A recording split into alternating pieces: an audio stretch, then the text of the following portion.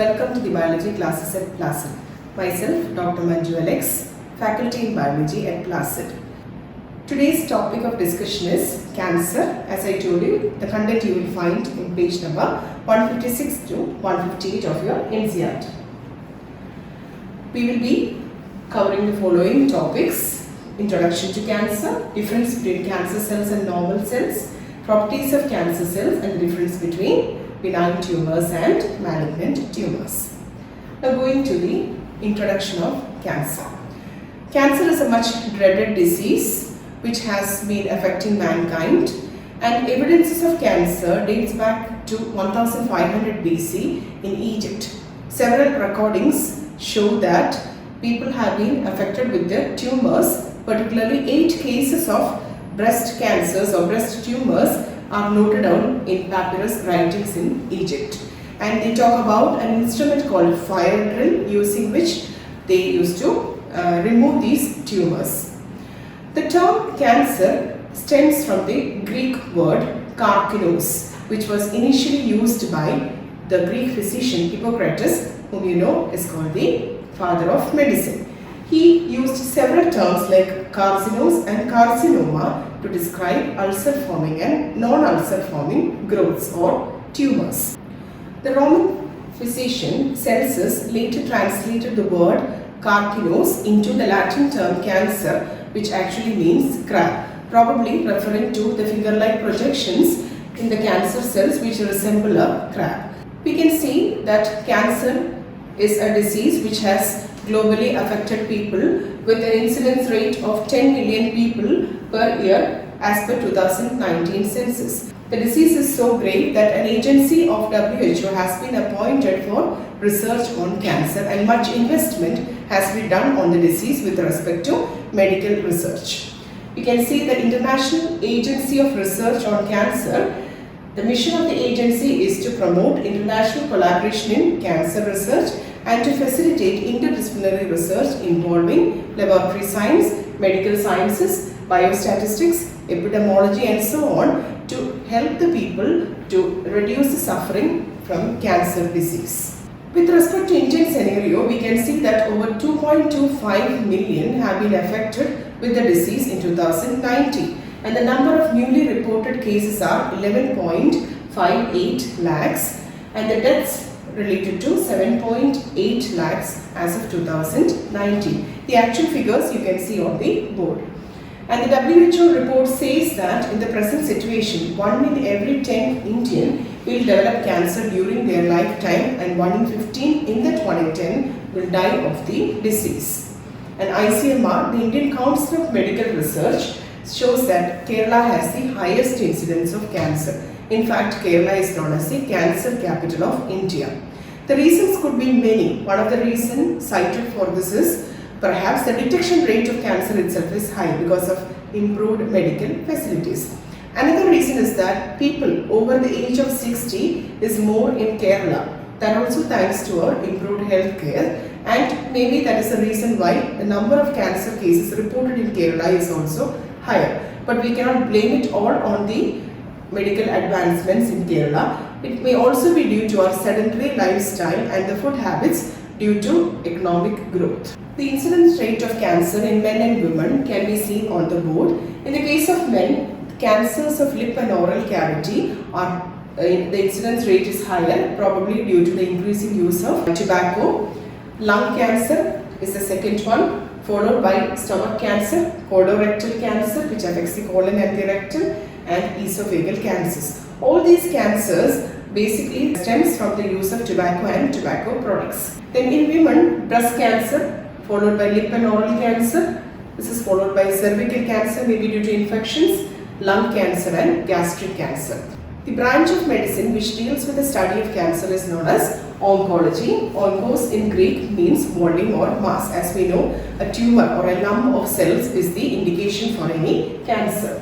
And oncologist is a person who performs a specialization in the treatment of cancer, and development of cancer is referred to as malignant transformation of cells or neoplastic transformation of cells. Neoplasm means new cytoplasm. It refers to the new cells which are formed. Then a growth or a lump, that is a mass of cells, is a characteristic to we attribute to cancer. Such group of tissues are known as tumors or neoplasms. A growth or a lump of cells or a mass of cells is the indication for cancer. Cancers are basically divided into two types, benign and malignant. Benign means non-cancerous, malignant is referred to as cancerous. We can see different types of cancers just to identify them by the names. You can see the pictures of one of the types of such cancers. One kind of cancer is called carcinoma. Carcinoma is the cancer of the epithelial cells. It affects skin or lungs, pancreas, etc. You can see the example of a skin carcinoma here. Another is sarcoma, which affects the connective tissues. Connective tissues can be either bone or soft connective tissues like adipose tissue, muscles, fibrous tissue, blood vessels, or any deep skin tissues. You can see an example of a soft tissue sarcoma here. This is an example of melanoma. Melanoma is a cancer of melanocytes, which are the cells which produce melanin, the pigment which gives skin the color, and it is usually found in the skin, or it can also be found rarely in nose or throat. You can see the example of a melanoma which is affecting the skin of a patient. Another common one is leukemia. Leukemia is a cancer of the bone marrow. It affects the blood. We can see the normal blood sample here and the blood sample from a leukemic patient. You can see the number of cells increasing in the case of a leukemia. It spreads to other organs such as lymph nodes, spleen, liver, etc. Here you can see the example of lymphoma, cancer of the lymphatic system. You can see several lymph nodes which increase in size, forming tumors. An example is seen here. You can see a lymphoma of the lymph node present in the throat region. Another is myeloma. Myeloma is a cancer of plasma cells. You must have already learned that plasma cells are the B lymphocytes which are primed to produce specific antibodies. You can see here the red marrow where plasma cells are made. Normal plasma cells you can see there. In the case of a myeloma patient, the number of plasma cells will increase and they will be abnormal. As a result, they will be producing a lot of abnormal antibodies in the body. So that is the case of a myeloma, a type of myeloma known as multiple myeloma. Next, we have to study about how cancer cells behave in comparison to normal cells. That is the difference between a cancer cell and a normal cell. The figure shows you a cell cycle. The cyclic change of events a cell undergoes during its lifetime before it becomes ready for division. You can see 95% of the time, that is excluding M, 95% of the time is spent in a phase which is known as interphase. And M, which is shown here, is the phase of division. It can either be mitosis or meiosis. The interphase is divided into three subphases. G1 standing for gap 1 phase, S standing for synthetic phase, and G2 standing for gap 2 phase. Suppose we take a new cell after its division, say it has divided past the M stage and is going to divide again. So after the M stage, the cell is now in the G1 phase. In the G1 phase, the cell will synthesize proteins necessary for it to pass to the next phase, that is a synthetic phase. Certain organelles will also duplicate in the G1 phase. In the S phase, which stands for synthetic phase, replication of DNA is the major event, also duplication of centrioles. Whatever is necessary for the S phase will be brought from the prior G1 phase. After the S phase, the cell proceeds to the second phase, gap phase, which is known as the G2 phase, which is a preparation for the M phase. That means during the G2 phase, the cell will synthesize whatever it needs for the M phase to start. But a cell cannot simply proceed from one phase to another. It has to pass through certain checkpoints. Now, what is the meaning of a checkpoint? Lately, you are hearing a lot about checkposts which are there between states. For example, you heard about Talapadi checkpost which comes between Kerala and Karnataka. What happens at a checkpost? At a checkpost, there are certain people who check whether you are eligible to enter the next state. For example, if you want to come from Karnataka to Kerala, they will ask you certain eligibility criteria based on which they will allow you to enter Kerala. So similarly, each phase proceeds from one to another after passing through such control points or checkpoints in a cell. In a normal cell, all these control points are very intact. For example, in the G1 phase, suppose a new cell is undergoing the G1 phase, and by mistake, if it has a DNA damage, what our body will normally do is it will prompt the cell to undergo a programmed cell death rather than proceeding to the next stage, because such a cell is a damaged cell and it will result in tumors or cancers or some other abnormalities in the body. So ideally, in a healthy person, during the G1 phase, if there is a damage to the DNA, it will be stopped from proceeding to the next phase, that is the S phase. So you can see a checkpoint here which is known as the G1 restriction point, and you can see such a cell will be triggered to programmed cell death or apoptosis as it is known as. And suppose it is okay in the G1 phase. Suppose a cell is fine in the G1 phase without any DNA damage or undetected DNA damage, something happens and it passes the first checkpoint and comes to the second one, that is the S phase. In the S phase again, there is a checkpoint. You can see the red dotted line which represents a checkpoint here. And in the checkpoint, again the cell is monitored for DNA damage and reduplication and such things. Suppose the cell is seeing there is a problem in the S phase. Again what happens is it will be triggered to apoptosis. It will not be allowed to proceed to the next phase. So that is the second checkpoint. Then if it is alright in the G1 and the S phase, the cell will proceed to the next phase which is the G2 phase. In the G2 phase again you can see a checkpoint which checks again for DNA damage. If there is a problem, the cell will not be allowed to proceed to the M phase. So cell cycle is actually strictly regulated by checkpoints. The proteins will check whether the cell is eligible to enter the next phase. This is what happens in a normal cell. At several restricted points, there will be checking whether the cell is perfect to proceed to the next phase. Otherwise, a damaged cell will be always triggered to apoptosis or programmed cell death. But in the case of a cancer cell, these checkpoints are not working at all. So, a cancer cell will not have these control points or checkpoints in the cell cycle. First and foremost problem with the cancer cell, it has uncontrolled cell division due to absence of checkpoints in the cell cycle. You can also see a checkpoint in M as well. M checkpoint checks whether the spindle assembly is proper. Otherwise, the equal division of DNA will not occur during cell divisions. That is the first property of a cancer cell. That means the cell cycle is not regulated, or you can say in other terms uncontrolled cell division. Now this is the second property of a cancer cell. You can see a figure here which shows a tumor. The tumor is called a primary tumor. Perhaps this is the starting point of the cancer. Now when we refer to tumor, you can see two spellings being used. Both are correct. T-U-M-O-R, which is American English. T-U-M-O-U-R, which is British English. Stick to the T-U-M-O-U-R version, that is better. Now, suppose this is a primary tumor. What happens in a cancer, that means in a malignant tumor, is that cells will dissociate from the primary tumor and get into your bloodstream. That means cells sloughed off from the primary tumor will enter your bloodstream. They will travel through the bloodstream, you can see, and they will colonize elsewhere in your body and start a secondary tumor there. This is one of the most feared property of cancer. That is, if you have a primary tumor, it has every chance of cells from it coming out, traveling through the bloodstream and reaching somewhere else and starting a new tumor there. So this is a primary tumor, you can see a secondary tumor here. This property of the cancer cell, the most feared property of a cancer cell, is known as metastasis.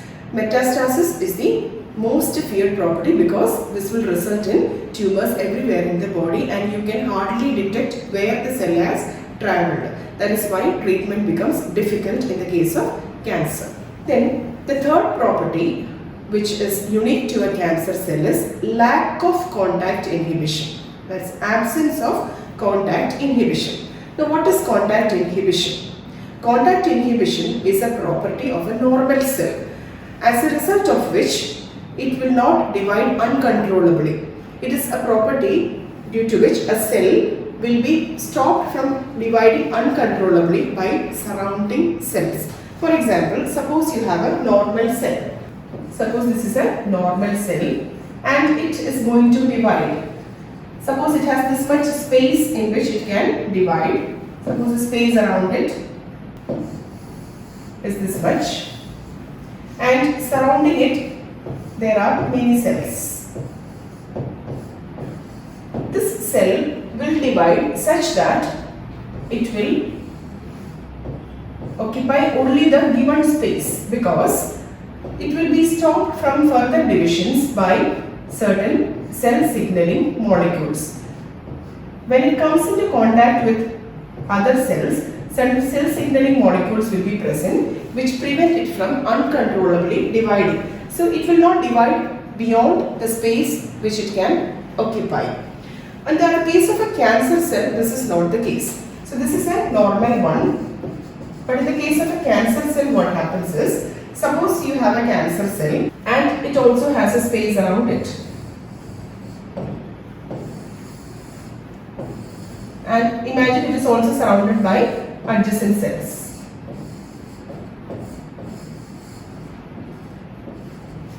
A cancer cell will not pay into attention about the space or adjacent cells because it does not have the proper contact inhibition. Once it divides, it will divide uncontrollably. It will start proliferating uncontrollably due to the lack of contact inhibition. It is not having any contact inhibition. Even if the neighboring cells try to stop it from dividing, it will not obey this. It will simply divide uncontrollably. So a cancer cell has no contact inhibition. So that is another property of the cancer cell. It is not contact inhibition, it is lack of contact inhibition. Contact inhibition is the property of a normal cell. Lack of contact inhibition is the property of a cancer cell. Now you can see a table. Which shows you the difference between cancer cells and normal cells. The first column shows you normal cells. The second column shows you cancer cell. Normal cells, the cell growth and division is highly controlled. As I told you, cell cycle is tightly regulated. But in the case of a cancer cell, these regulations are lost. So they go for uncontrolled cell division. Again, they have a property called contact inhibition. Normal cells will have contact inhibition, which by virtue of which it will inhibit, the neighboring cells will inhibit the uncontrolled growth of cells. But in the case of cancer cells, there is no contact inhibition, so the cells will divide uncontrollably. In the case of tumors also, it is the same thing. Uncontrolled cell division and lack of contact inhibition is a property common to cancerous as well as non-cancerous tumors.